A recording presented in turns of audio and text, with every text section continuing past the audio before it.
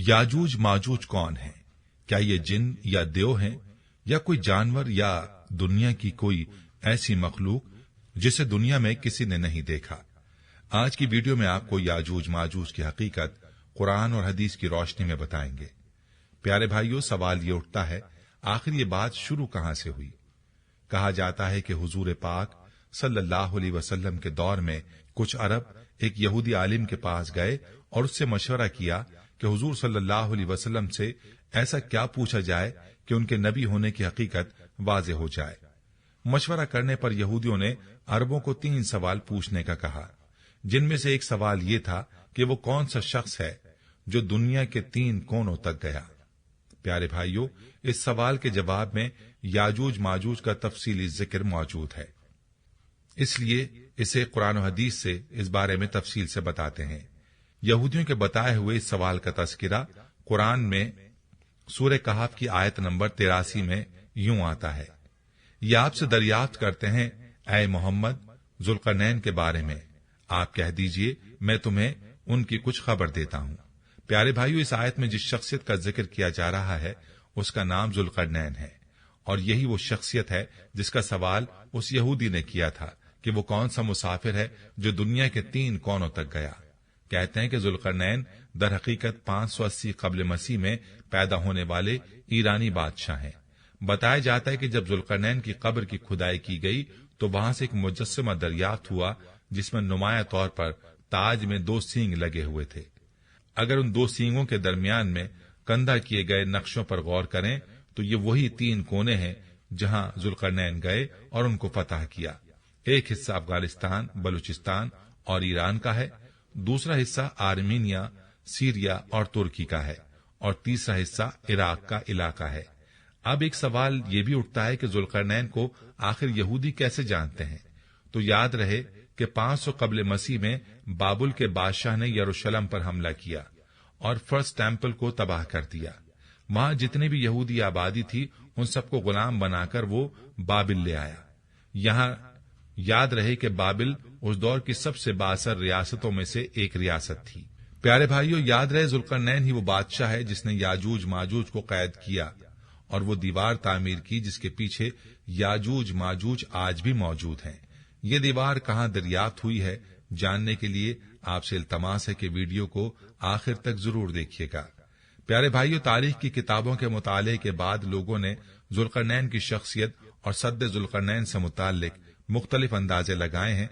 बहुत से कदीम उलमा और मुफक्किर सिकंदर आजम को ही जुल्करनैन मानते हैं, मगर बाज इसका इनकार करके ये दलील पेश करते हैं कि जुल्करनैन दरअसल हजरत सुलेमान अलैहिस्सलाम का खिताब था। जदीद जमाने को कुछ मुफस्सिर और मुफक्किर जुल्करनैन को कदीम ईरानी बादशाह सायरस आजम का दूसरा नाम करार देते हैं, जिसको कोरिश आजम के नाम से भी जाना जाता है, और ये निस्बतन ज्यादा करीन कयास है। बहरहाल अभी तक यकीन के साथ किसी शख्सियत को इसका मिज़दाक नहीं ठहराया जा सकता। अलबत्ता जुल्करनैन के बारे में कुरान ने सराहत की है कि वो ऐसा हुक्मरान था जिसको अल्लाह ने असबाब व वसाइल की फरावानी से नवाजा था। वो मशरकी और मगरबी ममालिक को फतह करता हुआ एक ऐसे पहाड़ी दर्रे पर पहुंचा जिसकी दूसरी तरफ याजूज माजूज थे। कुरान करीम की सूरह कहफ में बहवाला याजूज माजूज जुल्करनैन के हालात बयान करते हुए फरमाया गया कि जब वो अपनी शुमाली मुहिम के दौरान 100 दीवारों यानी पहाड़ों के दरमियान पहुंचा तो वहां उसे ऐसी कौम मिली जिसकी जुबान नाकाबिले फहम थी। ताहम जब तर्जुमान के जरिए गुफ्तगू हुई तो उन्होंने अर्ज किया कि याजूज माजूज इस सरजमीन पर फसाद फैलाते हैं, लिहाजा तू हमारे और इनके दरमियान एक सद यानी दीवार तामीर कर दे। और कुरान पाक में मजीद इस बात का जिक्र मौजूद है कि किस तरह जुल्करनैन ने उस कौम को याजूज माजूज की अलगार से बचाने के लिए दीवार बनाई। याद रहे कि ये जो दीवार बनाई गई थी वो कोई ख्याली और मानवी नहीं बल्कि हकीकी है, जो कि लोहे और पिघले हुए तांबे से बनाई गई थी, जिससे वक्ती तौर पर याजूज माजूज का फितना दब गया। जब ये दीवार तामीर हो गई तो जुल्करनैन ने अल्लाह का शुक्र अदा किया जिसने ये दीवार बनाने और लोगों को आए दिन की परेशानियों से निजात दिलाने की तौफीक बख्शी, मगर साथ ही लोगों को ये भी बता दिया कि ये दीवार अगरचे बहुत मजबूत और मुस्तहकम है, मगर ये लाजवाल नहीं। जो चीज भी बनी है बिलाखिर फना होने वाली है, और जब मेरे रब के वादे का वक्त करीब आएगा तो वो इस दीवार को پیوند خاک کر دے گا اور میرے رب کا وعدہ برحق ہے۔ پیارے بھائیو، اب سوال یہ ہے کہ سد ذوالقرنین کہاں واقع ہے؟ تو اس میں اختلافات ہیں، کیونکہ آج تک ایسی 5 دیواریں معلوم ہو چکی ہیں جو مختلف بادشاہوں نے مختلف علاقوں میں مختلف ادوار میں جنگجو قوموں کے حملوں سے بچاؤ کی خاطر بنوائی تھیں۔ ان میں سب سے زیادہ مشہور دیوار چین ہے، جس کی لمبائی کا اندازہ 1200 میل سے لے کر 1500 میل تک کیا گیا ہے اور اب تک موجود ہے۔ لیکن واضح ہے کہ دیوار چین لوہے اور تانبے سے بنی ہوئی نہیں ہے، اور نہ وہ کسی چھوٹے کوہستانی درے میں ہے۔ وہ ایک عام مسالے سے بنی ہوئی دیوار ہے۔ یعنی بعض کا اصرار ہے کہ یہ وہی دیوار مارب ہے جو کہ یمن میں ہے۔ یہ ٹھیک ہے، دیوار مارب ایک کوہستانی درے میں بنائی گئی ہے، لیکن وہ سیلاب روکنے کے لیے اور پانی ذخیرہ کرنے کے مقصد سے بنائی گئی ہے۔ ویسے بھی وہ لوہے اور تانبے سے بنی ہوئی نہیں ہے، اور علماء اور محققین کی گواہی کے مطابق سرزمین قفقاز میں دریائے خضر اور دریائے سیاہ کے درمیان پہاڑوں کا ایک سلسلہ ہے جو ایک دیوار کی طرح شمال اور جنوب کو ایک دوسرے سے الگ کرتا ہے۔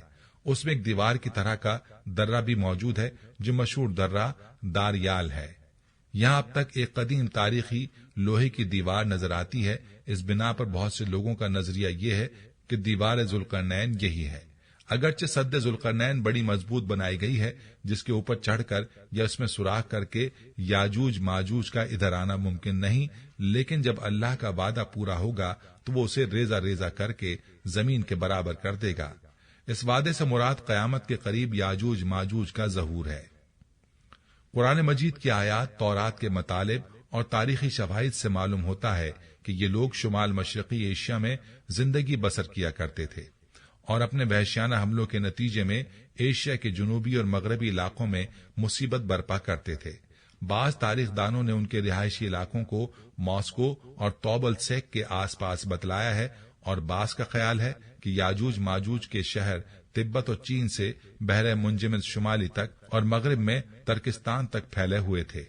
صحیح بخاری کے ایک حدیث میں حضور نبی کریم صلی اللہ علیہ وسلم نے اس دیوار میں تھوڑے سے سوراخ کو فتنے کے قریب ہونے سے تعبیر فرمایا۔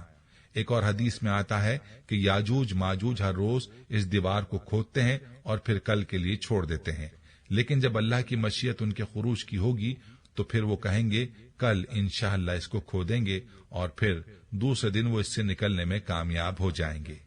زمین میں فساد پھیلائیں گے، یعنی انسانوں کو بھی کھانے سے گریز نہیں کریں گے۔